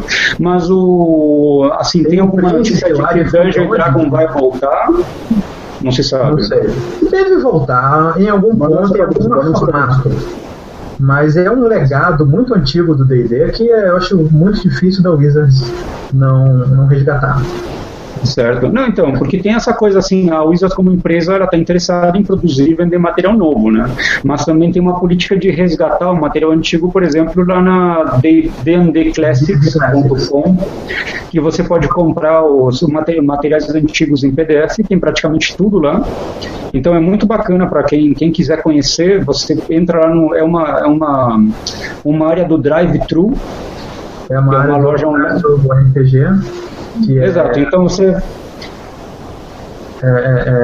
os donos são os antigos donos da White Wolf. Então tem uma plataforma séria já estabelecida. E falando acho que tem o Templo do Mal Elemental lá para comprar, e é baratinho, essas coisas mais antigas. Tá $10 agora o Templo do Mal Elemental, tem promoção. E o fato do D&D hoje em dia não ser apenas o RPG, tem o D&D Neverwinter para jogar online, estão tentando desamarrar a questão da licença de cinema, tem o Creo Dungeons & Dragons. Queremos um filme do Michael Bay, J.J. Abrams, George Lucas, Spielberg, todo mundo junto e brigando. De verdade. Depois de ver 3 filmes de D&D, você ainda quer assistir mais algum? Cara, olha, eu quero assim, super promoção, eu quero super produção ou série da HBO. Olha, eu tenho que dizer uma coisa. Se não fosse os filmes de Dungeons & Dragons, a gente não conheceria Lux a Bárbara. Então, vocês viram, vocês ficam reclamando aí. Se não fosse reclamando de D&D, a gente não teria visto aquele anão de quase 2 metros de altura, um pouco mais baixo só, por 2 centímetros do que o protagonista. O 2 é melhorzinho. Não vou dizer que é bom, mas é melhorzinho. Longe de nós falar isso. O 2 vale pela cena. O 3 é pra terceira idade. O 2 vale pela cena da morte do familiar da Mari. Aquilo é muito bom. Pessoal, para quem não conhece, Dungeons & Dragons foi produzido um filme com a marca Dungeons & Dragons no ano 2000, 2001, né? E aí foi um filme muito criticado, porque apesar de ter grana, apesar de ter uma produção legal, é um roteiro absolutamente genérico, não tem nada a ver com nada que a gente conhecesse, que é uma coisa que eu acho muito chata, porque você fã, você não vai ver nada no filme que te interessa especialmente, e você que não conhece D&D não vai achar nada que te interessa especialmente, porque o filme é todo genérico. Aconteceu a mesma coisa com o filme do Conan, de 2012, que é um filme de ação legal, mas cadê o Conan? Então é assim, muito criticado. O Conan estava governando a D&D. O filme do Conan é a maravilha, é Oscar total. Nossa, aquilo era bom. São muito bons perto do filme de D&D. Mas você está falando de qual? Do D&D, até aquele mais unidos. O Conan de 2012 e o Eragon são muito bons perto do filme de D&D de 2000. Cara, eu não acho o filme ruim, mas não é D&D, não é D&D. Então, depois do filme de D&D, havia uma questão de licença, porque a produtora, é uma coisa que acontece muito nos Estados Unidos, a produtora, ela comprou os direitos e aí ela tinha que lançar um filme a cada X anos. O problema é que, assim, você lançar um filme não quer dizer um filme bom, é lançar um filme. Então, para os caras não perderem os direitos, lançaram um segundo filme que tem menos grana, mas é até mais fiel ao espírito de D&D. Tem mais história. E depois fizeram o livro, o Book of the Darkness, que seria o último, mas assim, é uma produção, cara, juntaram a história, juntaram 15 reais de os amigos. A história é completamente diferente, esse personagem é completamente diferente, um cenário completamente diferente. E esse filme estava no centro da disputa legal entre a Hasbro e a Sweet Pea Entertainment, que detinha os direitos, porque, segundo a Hasbro, por não ter nada a ver com os filmes anteriores e por ter sido lançado na televisão, não conta como uma sequência. Se não é sequência, teria aberto a brecha para a Hasbro pegar os direitos de volta. A Sweet Pea alega que isso, assim, é um filme chamado Dungeons and Dragons, com cavaleiro, com dragão, Goliath, e não importa se o filme é bom ou ruim, o filme foi feito. E não importa se saiu primeiro na televisão, o filme foi produzido como um filme, não como um filme de televisão, apesar de ser produzido pelo Sci-Fi. Então é uma briga. Como um amigo meu disse, o circo dos macacos de outras pessoas. Então a gente só pode ficar olhando, não pode dar, mas pode jogar bastante. Eles vão decidir. Certo, e aí estão nessa questão, se os direitos voltam para a Hasbro, ficam com a Wizard para produzir finalmente um filme à altura da marca. Atrás dessa disputa da Hasbro e da Sweet Pea tem dois estúdios. Certo. Atrás da Hasbro tem a Warner e atrás da Sweet Pea tem a Universal, ou vice-versa. E os dois querem produzir o filme de D&D e só estão esperando saber quem é que vai sair com a licença. Então é briga realmente dos macacos de outras pessoas, é cachorro grande olhando. Fala. Na verdade, eles tinham que ter contratado o pessoal que fez aquele, acho que é Knights of the Decimal, ou Heroes of the Decimal, não lembro, que tem um anãozinho do Game of Thrones. Que é mega paródia. Knights of the Decimal, né? Cara, esse filme saiu já. Não, até sai no torrent pra baixar. O melhor filme de D&D é The Gamers. The Gamers. Exatamente. Então, The Gamers é a cara de quem jogava nos anos 80 e 90. O The Gamers 2... Não vi o 2 ainda. Não. O The Gamers 2 é muito bom, porque ele mistura duas coisas. O mundo externo com o que acontece dentro do jogo. Certo. Então...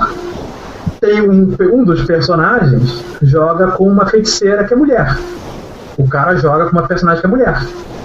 Então, quando aparece as cenas dentro do jogo, a feiticeira é mulher. Menos quando o cara esquece que está jogando com a mulher. Aí é o cara com a roupa dela.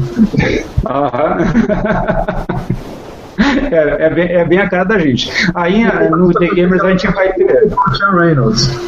No The Gamers a gente vai ter algumas cenas clássicas, como o cara que é assassinado enquanto tentam fazer ele desmaiar, porque não tinha regra para você fazer alguém desmaiar no AD&D. Então, outro cara que tinha fobia, só que ele esquecia, e aí de repente tinham que lembrar, mas você tem medo de tal coisa? Deu medo! Aí ele sai correndo. E o backstab com a balista. Tem o backstab com a balista, que é uma palestra de assédio. O ataque. Exato. Rolou no dado um resultado absurdo, tem que explicar isso de alguma forma. O personagem que morre no meio da história e volta minutos depois com um nome diferente. É bem a cara do que eu jogava, que eu mestrava no Templo do Mal Elemental. O cara morria, volta outro. Muda o nome, tá tudo bem. Aí é que tá, o cara com baixa produção consegue e os caras com todo esse orçamento não conseguem. Cara, às vezes, então, mas é essa coisa de você acertar no tom, né? Os caras no The Gamers não tinham pretensão nenhuma de fazer um filme bom. Eles queriam meio que se divertir. No D&D é aquela coisa de você entrou numa indústria e uma série de questões de produção, enfim, que acabaram sendo escolhas erradas. Eu não sei se o filme foi um fracasso comercial, acho que ele se pagou. Mas ninguém teve interesse em fazer outro. Mas ninguém foi 2 vezes. Ninguém foi 2 vezes, exatamente. Mas eu acho que prejuízo ele não deu, assim. Foi, mas é um filme mais da pilha. Não é, por exemplo... É uma coisa maluca. Contabilidade de cinema é coisa de Pharrell, então sei lá se ele se pagou. Por aí. Então, aí, Herbert, agora é a sua vez de falar um pouco das suas aventuras do Tempo do Mal Elemental. Eu já falei do meu gato que morreu por um gato. O Cláudio já falou do guerreiro, do personagem dele que voltava com nome diferente toda hora. Quais as suas aventuras por lá? Como é que você conheceu o templo? Jesus entrou na minha vida. Não, eu sempre joguei Mistar, então quando cheguei na 3ª edição comecei gostei muito de Greyhawk, justamente pelo aspecto político, que as nações de Greyhawk estão lutando por elas mesmas, né? Não estão partidárias de uma religião, do bem e do mal. É realmente uma coisa como acontece no nosso mundo. Aí comecei a ler, a procurar saber sobre as aventuras clássicas. Aí eu fiquei, na época estava lançando o Retorno, eu comprei. Fiquei maravilhado, pô. A Dungeon de 300 e não sei quantas salas, vamos jogar isso tudo. Aí eu tive 5 PPKs. Até que finalmente o grupo foi até o fim e até inventei o resto, né? Porque o spoiler, posso contar mesmo? Pode, no Retorno só tem o nódulo do fogo, né? Então eu inventei os outros nódulos e no final o pessoal desceu até o nódulo das trevas, que é onde estava a prisão de Taris-Dûm. E lá tava o Tarrasque, o Larete e o Belo controlando o Tarrasque para abrir a prisão de Taris-Dûm, e foi a batalha final. Muito bom! E aí, como é que foi? Que nível que tava essa turma? Já estava todo mundo estava todo mundo no 16º. Agora o legal foi como acabou, porque não conseguiram matar o Tarrasque, não tinha ninguém que soltasse desejo. Aí o Tarrasque deu Swallows Wall e engoliu o clérigo e o monge, e o paladino e o cavaleiro conseguiram lá derrotar Larete, foram embora, e aí o clérigo e o monge que podiam criar água e comida fizeram uma comunidade alternativa no estômago do Tarrasque e ficaram por lá mesmo. Então, era bem a cara da gente jogando naquela época, como eu falei pra vocês, né? O Larete The Beauty, a gente achava que era uma mulher, então a gente ficava disputando pra ver quem é que ia chegar e conquistar a vilã e fazer ela passar por nosso lado, assim, a nossa cabeça de grandes aventureiros conquistadores, né? Você vai mostrar sua ficha pra menina e ela vai se apaixonar. E aí pra gente foi um choque descobrir que o Larete era homem. Assim, foi aquele. Cara, sei lá. Então, hoje eu tentaria, mas a minha cabeça é outra, assim, a gente está vivendo outra época, mas naquele momento é aquele awkward moment, assim, que você fala, ele é homem? É que hoje o ataque do sapo tem uma poça de água, aí você vai até a poça de água, o que pode ter aqui? Ah, tem um sapo. Ah, tem só um sapo, vou chutar ele. Eu já tinha morrido com um gato. Ah, vou chutar ele. Eu falei que o sapo era gigante, e assim rolava a nossa aventura. Tinha o Ogre embaixo da casa-mata, e tinha aqueles túneizinhos cheios de ghouls, que você acaba se perdendo nos túneizinhos e os ghouls vão te comendo. Exato. E aí, naquela época, a gente tinha um sistema de mapeamento, né? Se você quiser saber onde você estava, tem alguém desenhando o mapa. Só que, como os mapas... Exato. E aí, como a aventura, como a dungeon era muito complexa, tinha aquela rolagem meio aleatória para ver se a gente se perdia. A gente não sabia mais onde estava. E, cara, aí foi, assim, 2 ou 3 dias só naquele buraco. E acho que dois aventureiros perdidos, assim, uma coisa assim, mas não chegou a ser tão épica como Correr pro Gato. E o gato nem tá na lista de monstros. Eu morri com um monstro que estava ali pressurizado. Agora, no templo final tinha o Juggernaut, que era um monstro novo, que era um troço enorme que rolava por cima de você e você virava pó. Exato, era tipo, o Juggernaut era tipo um bloco gigante com uma forma do que era um cavalo, né? E aí, o monstro não tinha cara de cavalo, mas na aventura era um outro formato. Exato, o Juggernaut é um mecanismo, acho que é um elemental, é um construto. E aí ele se move como um trator pela dungeon, pela arena em cima de você. E ele te esmaga. Simples assim. Você batia, ele te esmagava. Aí você recuperava pontos de vida, recebia cura. Ou ressuscitava. Todo mundo estava muito cansado dessa história já, então a ressuscitação era assim, ressuscitou.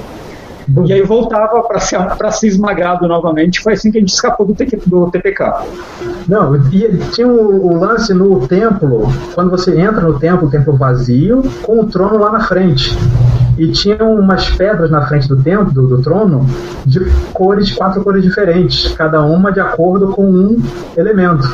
Se você pisasse nas pedras no formato, na ordem correta e sentasse no trono, o trono descia até o 4º nível do dungeon, que é lá na frente, e você chegava lá sentado no meio dos vilões, todo mundo poderoso, você era um cara de 2º, 3º nível, pronto, tá lá pra morrer. Pronto, você mas é assim. A aventura inteira e morrer logo. Pois é, não, mas é a época em que a ficha era fácil de fazer, né? Em 10 minutos você faz outro personagem. Hoje em dia, agora com a 5ª edição ficou mais fácil, mas assim, numa 3ª edição, numa 4ª edição, eu não imagino fazendo isso. Perder o personagem, você sai da história e vai fazer outro. Então, o que mais que a gente pode falar sobre a 2ª edição? Tem o plot principal, que é toda a disputa entre deuses e demônios, né? A gente tem os grandes personagens aí, que é a Zugitmoy, mas Yus também estava lá, né? Yus the Evil. Yus aparece na história. E Yus é um dos também. Sandcurve, ele já era deus ali, ou ele aparece? Ele era deus, ele era um deus. Não sei se era semi-deus ou era um deus menor, mas ele estava lá também, porque ele era o inimigo de Yus. Você podia botar um deus contra o outro. Era uma parada muito louca. A gente se divertiu um monte, né? Tinha que ter à mão ali o God e Demigods, né? O livro de regras para colocar deuses. Depois de passar pelo dungeon inteiro, tinha os nódulos dos 4 elementos. Você acha, bom, já passou o difícil, né? Já enfrentamos o Timoy, parará, tereré. Você vai resgata uma moça de um dos nódulos e acaba que ela era um Alodemon. E aí ela te drena e você morre, não sei o que, ali no epílogo da coisa. Pois é, bem no finalzinho você ainda pode morrer do nada, assim, super rápido. O que acontece, Claudio? É o D&D ensinando pra pessoa que sempre vai ter uma mulher pra fuder com a tua vida. É isso que o D&D ensina pra você. Pois é, isso aí. Nenhuma boa ação será ignorada. Todas elas serão punidas. Exatamente. Caralho. Então, mas no Templo do Mal Elemental original tem todo esse super mega plot que envolve deuses e super demônios do abismo que estão misturados ali. E a grande dúvida que vai ficar pro pessoal, depois de terminar a aventura, depois de parar para pensar, é como que juntou tanta coisa aí, né? Porque você tem a Zugitmoy, que é a deusa meio que identificada assim como o deus dos fungos, que não é exatamente assim um grande conjunto de seguidores, né? Então não era uma deusa importante, mas ela quer conseguir mais poder para ascender a condição divina. Tem a Lotte. Você sabe quem que ela tinha? Quem que é? O queijo emmental. Você tá com tudo hoje. Aí eu anotei essa daí. Tem a Lotte, que ainda não era deusa, era um demônio muito poderoso também, mas já era patrono dos Drows. E aí os Drows estão misturados. Acho que os Drows estão misturados na história, né? Eles já aparecem por aí também como uma das forças que está disputando o Templo do Mal Elemental. E depois aparece uma disputa entre os templos, o Templo do Fogo, o Templo da Água, da Terra e do Ar. Exatamente. Eles ficam ficam disputando para ver quem é que vai ser o mais poderoso, e os deuses ficam ali vendo quem é que vai ser o melhor seguidor, né? Tem o Yus, o velho, ele é como é? Yus? Ele é o Sauron, ele é o Sauron de Greyhawk. É um semideus que governa basicamente a parte de Greyhawk que é Mordor. Exatamente. Então daí ele se interessa pelo tempo do mal elemental, que é um centro de grande poder, e vai tentando plotear ali o que acontece. Só que o Yus, apesar de ser muito poderoso, ele era muito manipulável também. Então ele acabava usando o poder dele em benefício dos outros deuses que iam usando ele para melhorar o templo com objetivos próprios. E essa coisa aí ficou em aberto, assim, por que tinha tantos deuses ali no meio? E apareceu um conceito que é legal. Quando o templo do mal original foi construído, foi dito por ali na descrição que as criaturas malignas de repente começaram a convergir para esse lugar e construir um templo. Ninguém sabia por quê. E esse conceito ele vai para a terceira edição, quando vai ser lançado o Retorno para o Templo do Mal Elemental, que começa a aparecer junto com outros materiais, no Monte Cook, por exemplo, o Book of Vile Darkness. Aí ele vai aprofundar no tratamento de criaturas malignas, ele coloca um conceito que é o chamado, que ninguém sabe direito o que é. Algumas criaturas malignas... Exato, tem isso também. Algumas criaturas malignas, elas sentem um chamado em um momento da vida e elas se afastam, elas desaparecem. Ficam uns meses, uns anos fora do panorama geral, e depois eles voltam, mas voltam muito mais poderosos e às vezes com artefatos especiais. E esse chamado, ele vai ser... Sim. Os que sobrevivem voltam para se vingar do mundo. Então, esse chamado é muito legal porque ele vai começar a ser explorado de novo na terceira edição como um momento em que alguma criatura, de repente, ela aparece com uma característica muito, muito fora do padrão para a espécie dela. Então, você vai ter aí, por exemplo, o Cancer Mage, aquelas criaturas, por exemplo, o Senhor dos Vermin Lord, né, que o cara alcança um domínio tão grande de criaturas rastejantes, aranha, centopeia, barata, que elas devoram o corpo dele, ele vira uma massa de criaturas que se arrastam. Também, exatamente. E também de outras coisas mais antigas de D&D, né? Então, à medida que o tempo do mal elemental ele vai crescendo em mitologia ao longo das edições, ele vai se distanciando de Greyhawk, que vai virando um elemento perturbador em geral, aí, que você pode colocar em outro setting à medida que ele vira um elemento core. E agora a gente vai ter para 2015 o Elemental Evil, que é uma nova série de aventuras, eu acho que vai ser outra campanha, né? Uma campanha parecida com a do Horde of the Dragon Queen, que a gente só tem um anúncio, mas não sabe ainda o que é. O Postas não pode falar nada, né? Apesar de estar desenhando e escrevendo tudo, não pode falar nada. Não falar outra coisa. Fala, Santiago, o que você sabe dos segredos aí? O que você descobriu lá na Wizards? Eu não sei de nada, não. Eu sei que o Claudio, se a gente perguntar, ele vai fazer assim ou assim, entendeu? Eu não posso falar nada, eu não posso falar nada. Nada a declarar já é mais que nada, né? Muito bem. Mas a gente está torcendo para que seja uma coisa muito bacana. Alguma coisa. Exatamente, tem isso, né?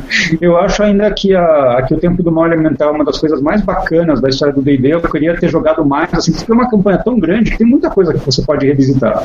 E provavelmente uma das melhores capas de caixa que eu já vi, assim, fiquei muito triste com o original do Keith Parkinson, é uma das pinturas mais marcantes do D&D. Exato, eu queria comprar a caixa só para ter essa capa. Chamando a pessoa, e aquele templo lá atrás cheio de pinturas eróticas, praticamente. Sim, essa foi a grande polêmica, né? Tanto é que em desenhos posteriores tiraram essa coisa. O erotismo saiu dali porque é exatamente uma das coisas que a Wizards queria se afastar. Algum de vocês jogou o Tempo do Mal Elemental no videogame? Não.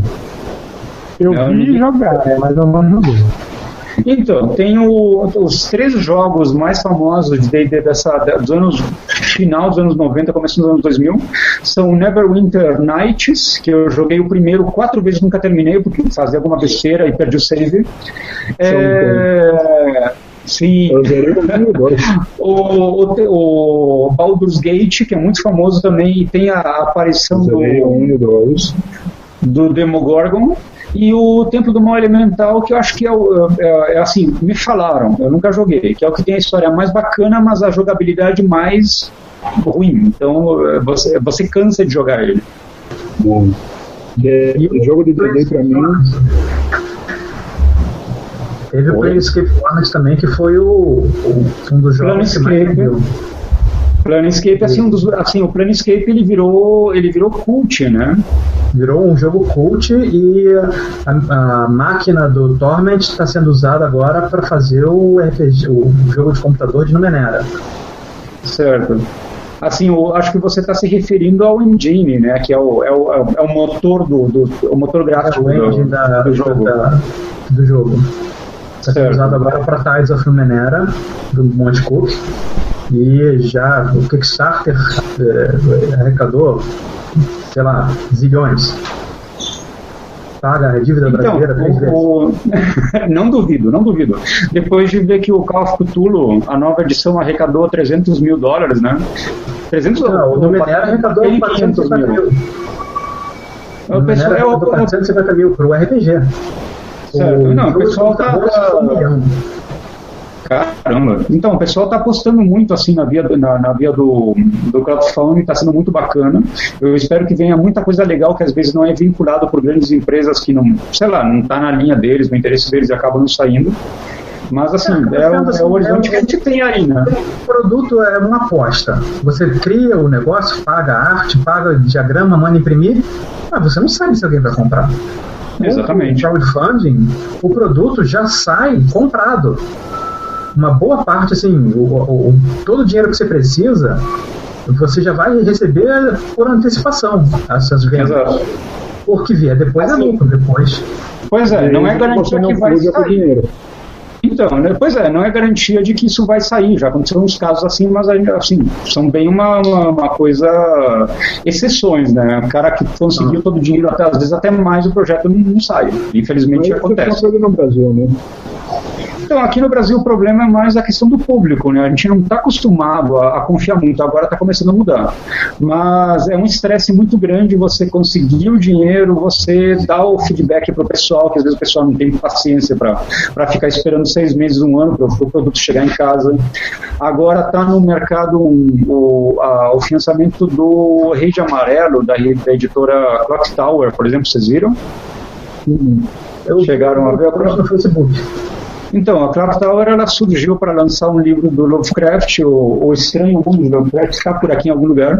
Eu participei na compra coletiva, assim, mas teve um monte de atrasos. Eu já esperava, foi tranquilo.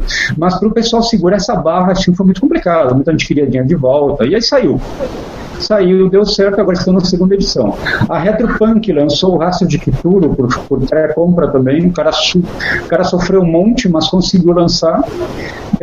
Mas assim, o projeto se pagou, mas até agora, pelo que eu sei, não deu lucro. Então a Retropunk está aí, um monte de outros projetos, mas ainda não dá para viver do sonho, né? Nos Estados Unidos o pessoal está financiando coisa grande com isso. Então é uma coisa que a gente espera ver aqui também, porque tem muita coisa legal. Tem o filme da Verônica Mars, por exemplo, que é um filme. É um filme, uma série. Foi um filme. 90. Foi um filme que. Verônica Mars originalmente era uma série de investigação adolescente que fez muito sucesso, foi muito cult e tudo mais. Gente como o Josh Whedon, Kevin Smith adoravam Verônica Mars. E aí a série acabou e voltou agora 10 anos depois via crowdfunding. Certo. Então, mas aí é legal porque o pessoal está pagando para ter o que eles esperam mesmo. A gente não precisa ficar esperando uma empresa se interessar. Às vezes a empresa não tem interesse, caramba. A empresa não tem interesse, quer fazer outra coisa. Pô. Se é dona da empresa, você de repente não quer, não gosta, não quer ficar correndo atrás de uma coisa que não é da sua área. Então é legítimo. Mas é um caminho aberto para... Ao Templo do Mal Elemental, uma coisa que o templo tinha que era bacana era a quantidade de NPCs que você tinha para enfrentar. Você enfrentava, tinha monstro também, mas em grande maioria era NPC. E aí eu acho bacana que no Monster Manual da 5ª edição, tá lá no finalzinho um apêndice só de NPCs para você poder botar em aventura. Arquimago, bandido, acólito. Estou aqui com o Nobre e com o Scout. E Scout.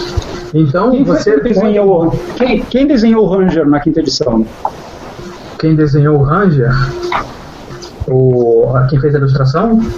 Isso. Deixa eu ver a ilustração para ver se eu reconheço. Porque agora eles não estão botando os nomes dos artistas do lado. Eu acho isso acho isso muito chato. Fazer o quê? Não reconheço a arte, não. Não, então é que eu gostei mais mais do desenho do Scout, eu sou muito chato. Uma coisa bacana na 5ª edição é que a arte está com uma cara de arte pintada mesmo. Certo. Muitos artistas até que trabalham com meio digital estão também avançando um pouquinho na área clássica da pintura física, que isso influencia a arte digital também. Então, gente como o Kieran Yanner, que fez a arte conceitual de Numenera, e no Monster Manual fez as ilustrações do Beholder, do Espectador, do Death Tyrant. O cara, ele tem uma linha de desenvolvimento da arte dele que é muito, muito tradicional. Apesar de ser arte digital, você não diz. Ele produz fotos de referência ótimas, perfeitas. Você vê a foto de referência e pensa, isso aí é de um filme. E não, foi uma foto de referência que ele tirou no estúdio dele, com modelo, com roupa e tudo mais, para poder depois fazer uma pintura o mais realista possível. Mas o mais clássica possível. Então eu acho que a parte da arte do Monster Manual, apesar de ter algumas artes que talvez não sejam tão bacanas quanto outras que existiram antes, elas estão todas com uma cara super tradicional, super clássica, super pintada. O Shadow e o White são duas ilustrações que eu achei muito maneiras. São quase expressionistas as ilustrações. É verdade. Ô, Claudio, aí é que tá. Se você pegar a 4ª edição, a arte dela tava bonita, tava bacana, mas não tinha a pegada de coisa clássica como tem agora no 5ª. Se olhava o anão guerreiro da 4ª edição, parecia um abacaxi, de tão espinhoso e angular que era. Era muito foda. Agora, a 4ª edição, o artista conceitual da 4ª edição foi o William O'Connor, que é um excelente artista, mas a linha de desenvolvimento da arte conceitual prezava muito aquelas armaduras com ombreiras enormes, armas grandes, cheio de runa brilhando e tudo mais. É uma coisa mais exagerada, mas assim, como o Wayne Reynolds faz também, como é o visual de Warcraft, talvez isso tenha gerado mais comparações da 4ª edição com Warcraft. E para a 5ª edição, a arte conceitual demorou 2 anos sendo feita. A arte conceitual foi e voltou várias vezes. Eu vi muitas artes conceituais ao longo do processo. Goblins mudaram muito de aparência, Kobolds mudaram de aparência, Ogre, várias coisas mudaram, até fechar com as ilustrações que estão no livro da 4ª edição, da 5ª edição. Com qualidade. A gente nota realmente que teve uma mudança muito grande para a 5ª edição e uma mudança muito bacana. Então, assim, de parabéns, assim, para sei que você participou do processo. Teve muitas das pessoas que participaram, assim, mas é legal ver que tem alguém aqui da vizinhança que também teve deu um toque para eles, tanto no desenvolvimento de monstros como em como pensar essa edição que eu li, na minha opinião, até agora o livro mais bonito de todos. Então, fala, Herbert. Não, eu ia perguntar só o seguinte, a Paizo, quando fez os desenhos do Pathfinder, deu uma identidade visual muito própria. Por exemplo, os Goblins, os Bugbears, vários clássicos que têm a sua aparência diferenciada. Teve uma orientação para se afastar do visual do Pathfinder? Não, nada especificamente para... levando em consideração o Pathfinder. O Wayne Reynolds desenhou várias coisas para Pathfinder, criou os icônicos e tudo mais, e na época que ele estava...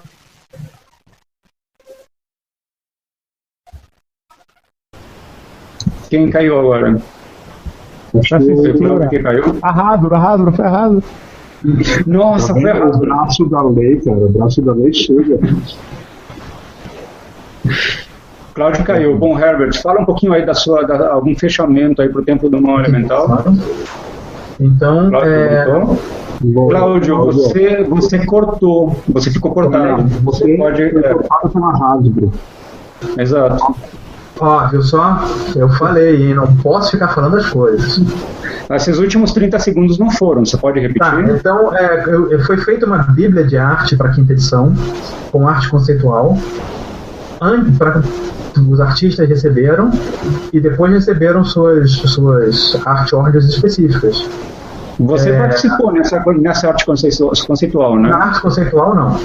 Eu entrei assim, no fim do processo, já em dezembro de 2013. Foi dezembro de 2013 foi que eu fiz as ilustrações para a quinta edição. Então eu fiz 2 ilustrações para o Player's Handbook, fiz 2 para o Dungeon Master Guide, e uma acabou não saindo porque eles cancelaram a arte. Eles nem sabiam o que queriam direito, porque os livros ainda estavam sendo escritos. Então eles não tiveram uma preocupação de dizer tem que ser diferente do Pathfinder. A preocupação deles tem que ser D&D. A arte conceitual foi feita para ser o mais icônico possível, trazer tudo de todas as edições anteriores.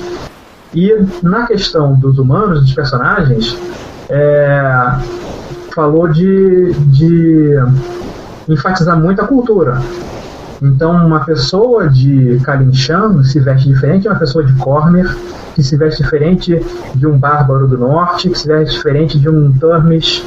Então, a gente tinha que manter tudo, seguir bem essas orientações das vestimentas das culturas. E os personagens tinham que parecer que faziam parte do mundo, que não botaram a roupa para tirar foto. A roupa tinha que estar sendo usada. Muito legal. Então, acho que a gente pode... Então, só para fechar essa parte do Tempo do Mal Elemental, Herbert, Cláudio, qual que vocês acham que é o legado que a gente ainda pode encontrar do Mal Elemental hoje em dia, ou como aproveitar isso no cenário? Para começar agora a quinta edição legal, assim, como é que a gente pode jogar isso? Olha, o Tempo do Mal Elemental, eu acho que ele é bacana naquele lance, como aquela ameaça de fundo, aquela coisa, aquela ruína que já foi destruída e continua ameaçando, não fisicamente com o exército e tudo mais, mas continua corrompendo as mentes das pessoas do cenário. Homelet era aquela vilazinha teoricamente inocente, mas que tinha alguém lá dentro que podia ser um cultista escondido. Aí você vai chegando cada vez mais perto do templo, você chega em Nulb, que é uma outra vilazinha, mas que é uma vila de criminosos, de assassinos, de contrabandistas e tudo mais. O pessoal é mais feio, mais sujo, a vila é mais pobre, todo mundo todo mundo é evil. O cara mais bonzinho é Cautivível. Então, você chega cada vez mais perto do templo, as coisas vão ficando mais corrompidas. O templo do mal elemental, o mal elemental é a corrupção dos blocos que compõem a realidade. A realidade do mundo de Dungeons & Dragons são os elementos básicos, os 4 elementos clássicos. Se os blocos básicos da realidade estão corrompidos, estão malignos, a realidade inteira já era. Então, a presença do templo corrompe toda a realidade ao redor. Que agora no novo livro dos monstros a gente tem um efeito que é criaturas lendárias têm alguns efeitos no ambiente, né? Então uma das coisas que eles têm é as ações de covil, o lair actions. Uma dessas ações, assim, é uma criatura tão poderosa que ela afeta o meio ambiente dela, e algumas são tão poderosas, tão absurdas, que elas inclusive conseguem afetar uma região inteira. Então tem um pouco disso, à medida que você vai se aproximando do templo, as coisas vão ficando esquisitas. Que é uma pegada que a gente tem muito no Call of Cthulhu, assim, celular não funciona mais, coisas mudam de lugar, assim, você vai criando um clima de medo em torno dos personagens à medida que eles se aproximam. E quando você chega lá, que as coisas realmente começam a dar errado. Esses regional effects são um legado de Ravenloft. Que os Dark Lords da Ravenloft afetam o domínio ao redor deles. O Strahd consegue controlar qualquer porta do castelo Ravenloft, consegue controlar o anel de névoa ao redor de Barovia. Então, ele foi o primeiro monstro de D&D a ter efeitos regionais. Controlar o anel. O anel de fumaça. Esse foi o primeiro monstro. Primeiro monstro de D&D a ter efeitos regionais. Olha como é que o negócio da quinta edição começou lá atrás. Pois é. É uma evolução. Né? E você, Herbert? Eu gosto de ver o Templo do Mal Elemental como, num aspecto amplo, como um mistério que nem os deuses sabem direito o que está acontecendo. Então é aquele negócio que vai mover o mundo em volta dele para tentar descobrir exatamente o que está acontecendo. É uma coisa que ninguém sabe exatamente, que é uma coisa tão terrível, tão absolutamente terrível, e que ninguém entende exatamente o que é. Por isso que eu gosto bastante da ideia do Templo do Mal Elemental. E é um mal que está sempre voltando, né? Você destrói, você saqueia, aí você passa um tempo e ele está lá de novo, começa a crescer outra vez. É esse mal que está sempre voltando e sempre está latente por aí. E você, Santiago, como é que você usaria ele na sua história? Eu acho que o melhor gancho possível para coisas assim é sempre pensando nos proféticos. Pega o como é que é? Você pode repetir? Você pode repetir que não deu pra entender? Tá me ouvindo ou não? Não, tá meio ruim o som agora. Ele falou sonhos proféticos.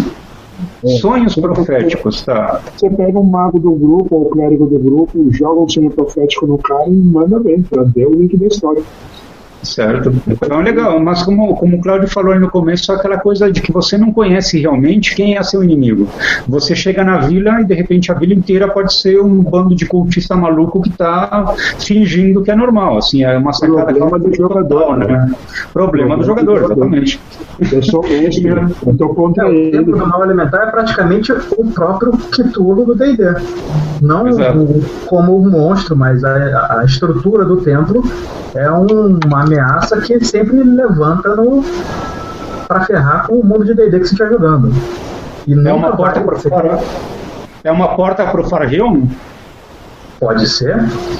Pode ser, porque não. Que bacana. Só que agora a gente pode ter cultista de Cthulhu, né? Pois é, agora você pode ter o Warlock de Cthulhu. Cthulhu agora está oficialmente de volta ao D&D. Parabéns. Depois de ter saído na primeira edição do Deities and Demigods, nas edições seguintes ele não apareceu, agora ele está de volta como uma notinha de rodapé. Como é bom, o Cthulhu gosta de aparecer assim, primeiro uma notinha de rodapé, depois ele vai para a capa. Espero que todos tenhamos tempo para nos arrepender disso. O Cthulhu ele está no All Dragon desde a primeira edição, né, Santiago?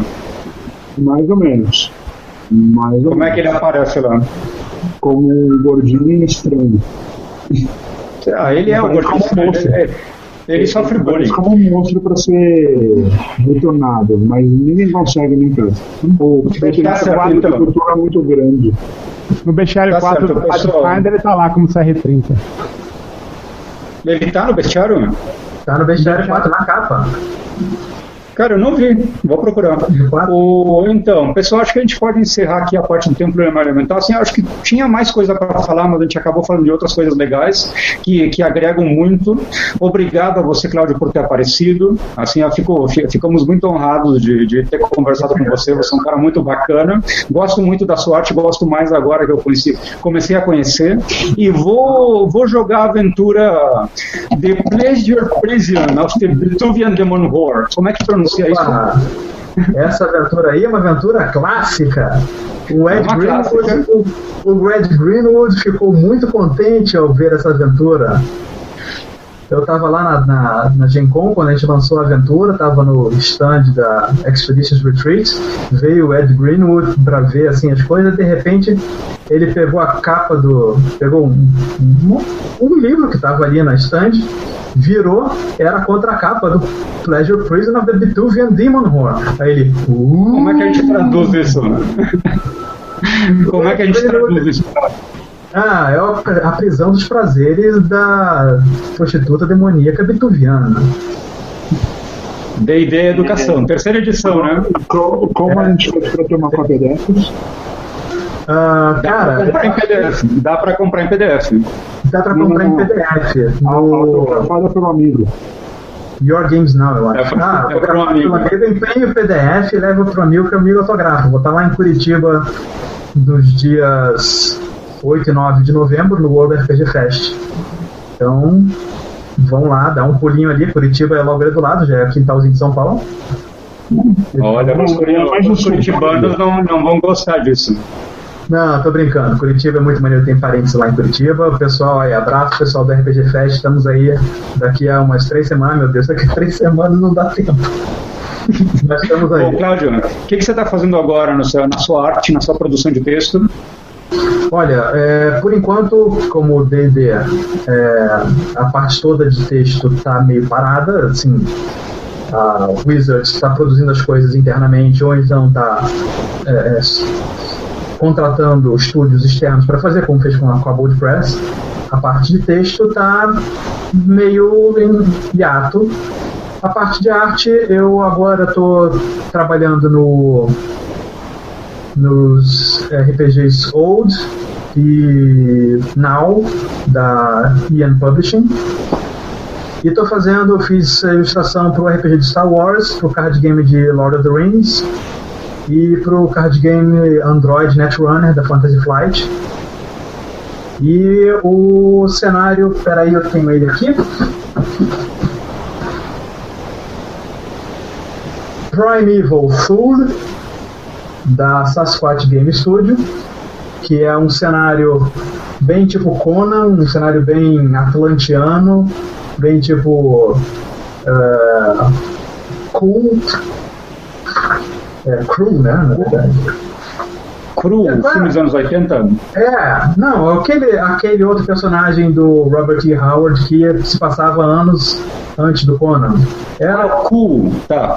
King Cool. O Rei Cool. É um nome que não dá certo. Um nome que não dá certo, assim como o Conde do Cool, né? Tá certo. O Capitão Babaca. Capitão Panaca. Capitão Panaca, ele é um... Capitão Panaca é gente boa. É gente boa. Jedi de 5 dias. E esse RPG aqui, esse cenário para Primeval Fool, ele foi financiado via Kickstarter. Esse aqui especificamente é para Pathfinder, mas ele vai sair também para 13th Age e para a 4ª edição de D&D. Então, muito sucesso para você, então, Cláudio, nesses projetos todos, parece que são muito legais. Se esses materiais ficarem disponíveis, a gente vai comprar e vai jogar. Vai ter lá no RPG Arautos assim que sair. Eu vou comprar. Eu quero reporte total de terem jogado Ferbaróvia. Quero reporte total, que eu quero saber quem morreu, quem não morreu e quem acabou ficando com o Strade. E ficou com o Strade foi 2/3 da mesa. 2/3 da mesa ficaram com o Strade. Eu quero, cara. O cara, sinceramente.